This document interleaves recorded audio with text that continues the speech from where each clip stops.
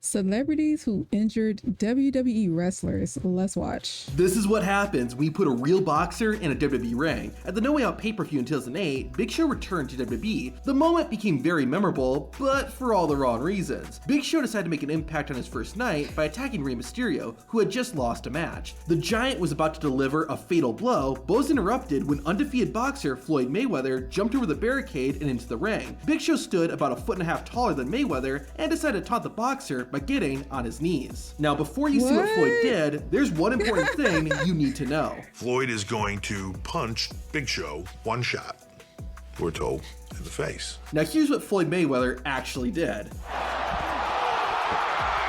That was a lot more than just one punch. The multiple fists caused Big Show's nose to break, and the world's largest athlete became legitimately angry and ran after the boxer. There was a switch when Oh my God, Floyd did too much and actually busted this man's nose and made him bleed, and rightfully so. Big Show reacted the way he should have. Mayweather broke my nose, where if I'd have gotten my hands on him, we wouldn't have had a WrestleMania moment or promotion.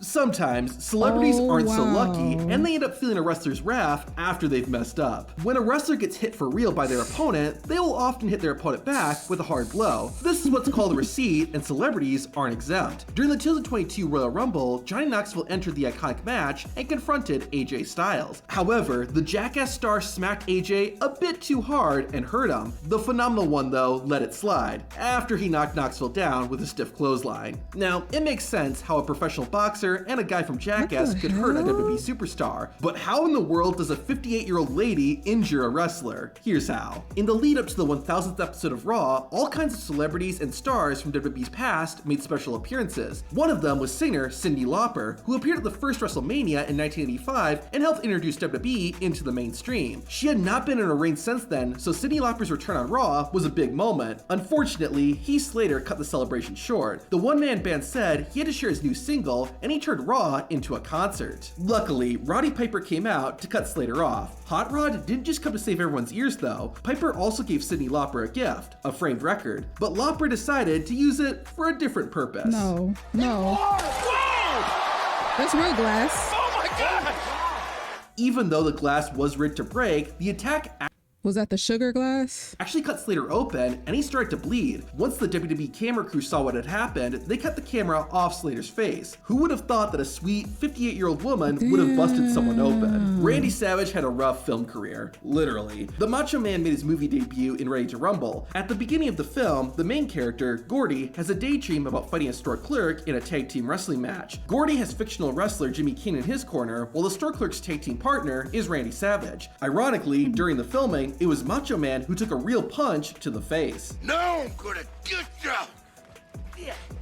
Oh shit. While that was painful, this next celebrity could have killed Savage. Not long after Ready to Rumble, Macho Man had his defining film role in the 2002 Spider-Man movie. After Peter Parker gets the powers that eventually turn him into Spider-Man, he enters a local wrestling competition to make some money. To win, Parker has to last 3 minutes in the ring with Bonesaw McGraw, played by the Macho Man. Behind the scenes, Randy Savage insisted on performing all of his own stunts. During the final part of Bonesaw and Spider-Man's wrestling match, the superhero uses a monkey flip to send his opponent crashing into the ropes. This part had to be shot multiple times, which took a toll on Randy Savage's body. In fact, in the final cut of the movie, you can see Macho Man land on his head. According to the Macho Man's brother, Savage had difficulty turning his neck after the filming and would often turn his entire torso instead. Savage did not ask for any of this, but this next wrestler sort of had an injury coming to him. In 2011, Wolverine himself, Hugh Jackman, was guest hosting Raw. Dolph Ziggler came out and confronted the actor and shared a pretty hot take. Cleveland is the town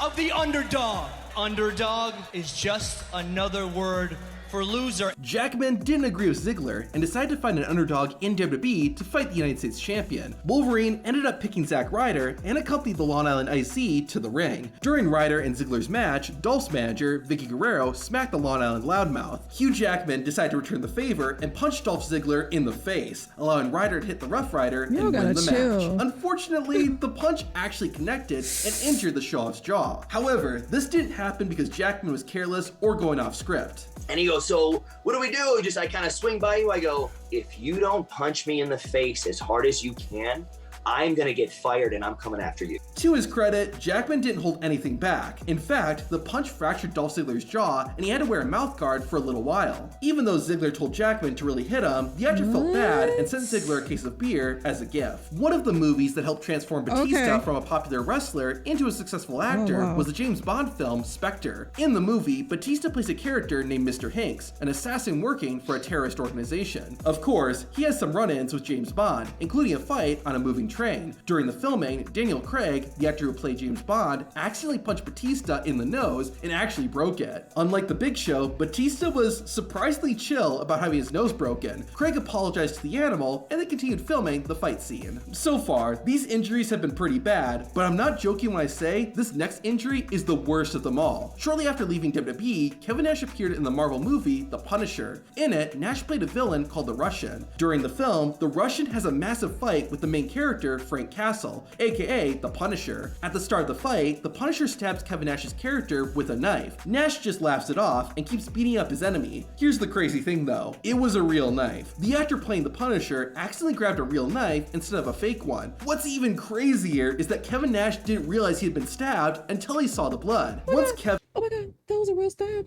Did you see how deep that knife was? Even crazier is that Kevin Nash didn't realize he had been stabbed until he saw that's the whole knife. Oh my god. the blood. Once Kevin and the film crew realized what happened, the WWE wrestler decided to super glue the wound shut and finish filming the scene. It's amazing Kevin Nash can walk when he's carrying balls of steel. While that might be the worst injury in this video, this next one is the most painful, if you're a man. After leaving WWE, Jeff Jarrett would begin a feud with radio personality Beetlejuice. Double J started the rivalry when he hit Beetle on the head with his iconic guitar. Jarrett didn't realize it at the time, but he was gonna regret this decision. The next week, Jeff Jarrett competed in a match against Booker T, with the winner becoming the World Heavyweight Champion. Because of the match stipulation, the title belt was hidden inside one of 4 boxes hanging above the ring. After a lengthy and brutal battle, only 1 box remained. Jarrett was just inches away from becoming World Champion when all of a sudden, Beetlejuice ran in and hit Double J below the belt. Beetlejuice accidentally did his job a bit too well, as the first punch hit Jarrett's, well, you know. Beetle made sure the other punches he threw didn't hit anywhere sensitive, but the damage was already done. Lesson learned, don't mess with Beetlejuice. While all these moments were either done by accident or with good intentions, this next incident was made to physically punish someone. In the late 90s, WWE decided to try something new, real fights. The company held a tournament called the Brawl for All, where wrestlers would get into the ring and actually fight one another. The man who ended up winning the tournament was Bart Gunn, which seems great, except it was actually the worst thing that could have happened to him. The higher-ups at WWE wanted a different wrestler named Steve Williams to win, but Gunn beat him. WWE wasn't gonna let it slide, so they decided to do something pretty mean. At WrestleMania 15, WWE put Bart Gunn in one more Brawl for All match. Gunn's opponent wasn't another WWE wrestler though. Instead, it was Butterbean, who was an actual boxer. While Bart Gunn won the tournament, he was a wrestler, not a fighter. Not surprisingly then, Butterbean knocked Bart Gunn out in 35 seconds. Down, 27 seconds left. Luckily, Bart Gunn wasn't seriously hurt, but it was a pretty embarrassing moment. Now, did you know that WWE actually has a secret hand signal to tell if a wrestler is really hurt? To find out what it is, watch the video on screen. And that strike was so fast, it knocked him out.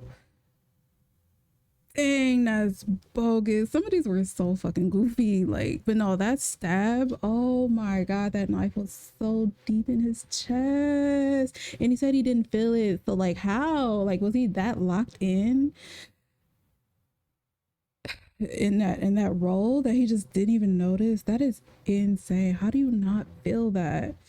But yeah, so for this reaction, you guys, make sure to leave some likes and comments down below. Let me know what you guys think, and I will see you in the next one. Toodles.